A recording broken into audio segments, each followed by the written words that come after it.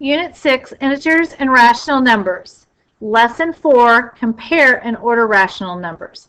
Our objective is to compare and order rational numbers. Again, you can use your smart device to scan the QR code to watch a virtual nerd video for help. How to compare rational numbers if we're looking at decimals. Now again, remember when you're comparing, negative decimals are going to be smaller than positive decimals because they're further to the left. The larger negative decimal is actually going to be smaller in value. So if I'm asked to compare negative 12 and 4/10 to negative 12 and 65 hundredths, the negative 12 and 65 hundredths is actually the larger negative, therefore it is smaller in value. That means that negative 12 and 4/10 is going to be greater than negative 12 and 65 hundredths. One of the things that I like to do is not worry about the negative first. I like to look at them as if they were both positive values, and then I determine which one's the greater one, and then I look at their negatives, and if it's a greater negative, then I know it's actually less in value.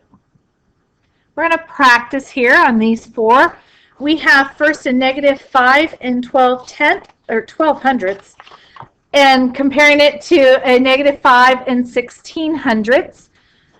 We want to know, is it less than, equal to, or greater than?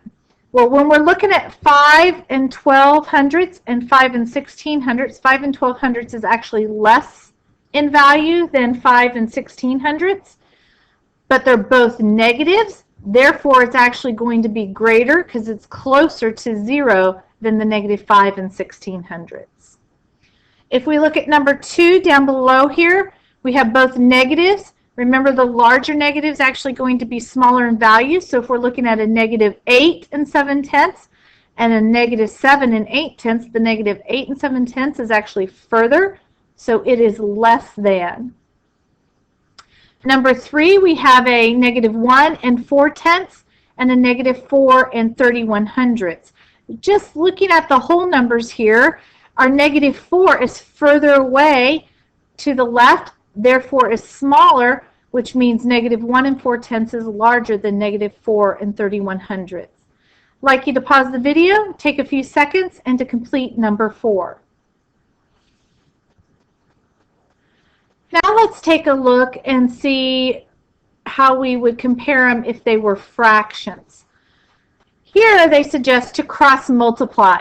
Cross multiply, just like we've done in the past, taking the numerator and denominator from opposite fractions and finding their product.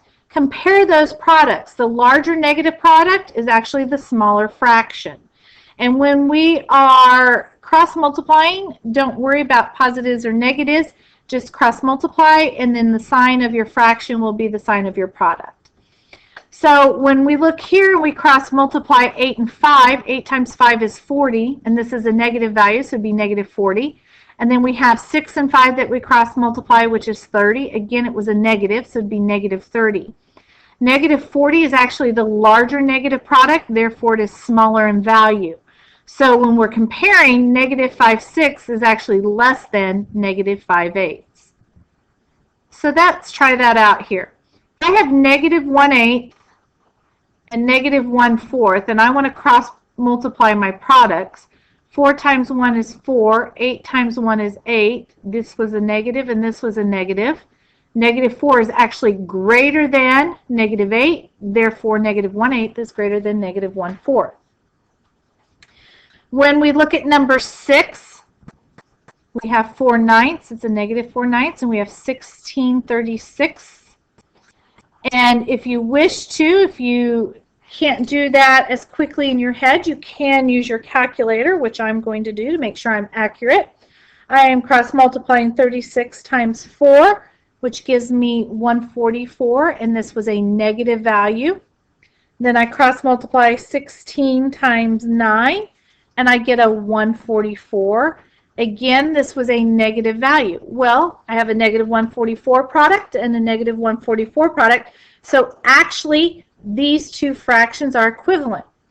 You could also look to see, I know that 4/9 here is simplified, so negative 4/9 can't simplify any further.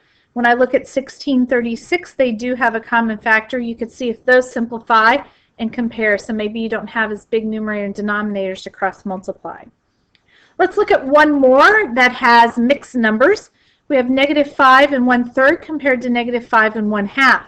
Well, our whole numbers are the same, so they're really not going to be beneficial to us right now. We can just simply look at the fractional part.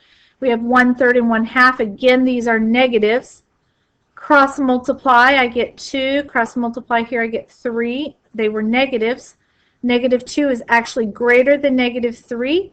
Therefore, -5 1/3 is larger than -5 1/2. I want you to pause the video, take a minute, and complete number 8. And after that, we will move on to comparing them as decimals and fractions. So in our next examples on page 11, we're going to have a mixture of fractions and decimals when we are comparing these rational numbers.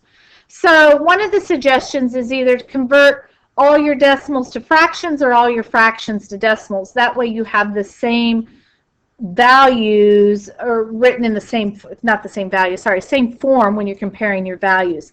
And then you can compare the rules from example 1 with decimals or example 2 with fractions. And then when you write out your solutions, if you have to write out the answer again, remember to put them in the original rational number. So if it was originally a decimal or originally a fraction, you write the answer with those original values. Let's take a look at some examples here. We're asked to compare -1 2/3 and -1 8/10. Here they decided to change the 1 2/3 negative to a -1 67/100. That was to a decimal, and they rounded that and compared. You could also change the -1 8/10 to a fraction. So you could say -1 2/3 and compare that to a -1 8/10. Then you could cross multiply your 2/3 and your 8/10 and come out with the same answer, that -1 8/10 is less than -1 2/3, or you can say -1 2/3 is greater than -1 8/10. But let's practice that here. I have -1/4 and comparing it to a -28/100. I'm going to change the 1/4 to a decimal. I know that 1/4 as a decimal is 0.25, and it's a negative here, and I'm comparing it to a -0 28/100. I'm first just going to look at the values here without the positive or negative. 25/100 is actually smaller than 28/100, but it is a negative. So it's going to be the opposite, and it's a greater value here because it's closer to 0. On 10, I'm going to do the same thing. I'm going to change my fraction to a decimal. 1/2 as a decimal is 0.5, and I have a -3.45, and I'm comparing it to a -3.5. Well, when I'm looking, my 3's don't give a help in the whole number spot, but when I look in my 10th spot, 4 is less than 5, and that means this 4 is actually closer to 0, so it is greater than. I guess I better write my symbols on the answer spot. Here on number 11, I have -2/10. Again, I'm going to change it to a decimal, and I'm comparing it to a -0 4/10. -2/10 is actually greater because it's closer to 0 than -4/10. So in fraction form, our -2/10 is greater than -0 4/10. I want you to pause the video, take a few seconds, and answer number 12.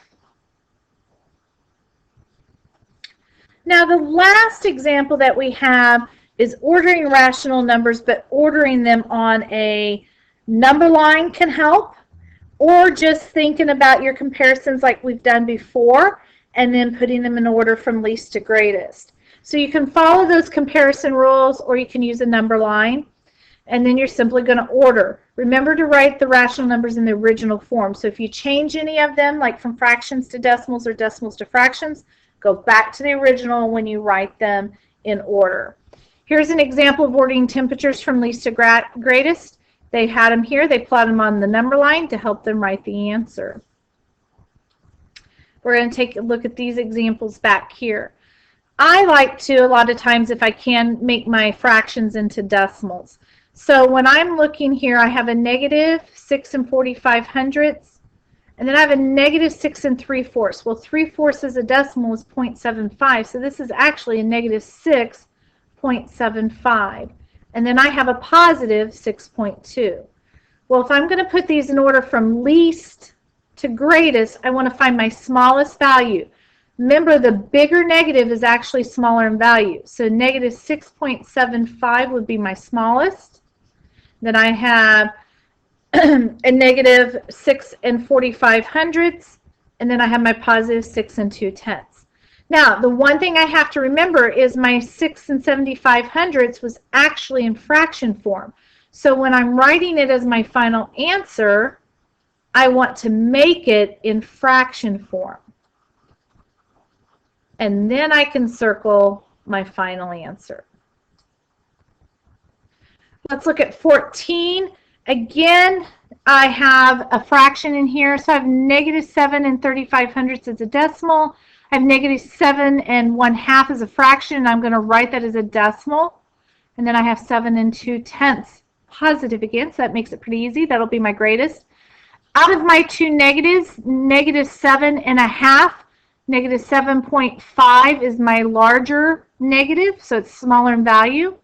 Then I have negative 7 35/100ths, and then I have my positive 7 2/10. Again, right here, it was originally in fraction form, so I have to go back, make sure that I write that in fraction form, how it was originally in the problem posed to us. Number 15. And pretty easy fraction to change to a decimal. So I have negative 3 1/10, negative 3 2/10. Oh, and this is still a negative, negative 3 2/100ths. Well, when we're looking, which one here is the bigger decimal? And that would be the 3 2/10, but it is smaller in value because it is a negative. Then we're going to have negative 3 1/10, and then negative 3 2/100ths, because that's going to be the closest to 0. This one right here was originally a fraction, so we have to make sure when we write our final answer that it is in fraction form. Then we can circle our final answer. I want you to pause the video, take a few seconds, and complete number 16. And when you are done, this is our lesson on compare and order rational numbers.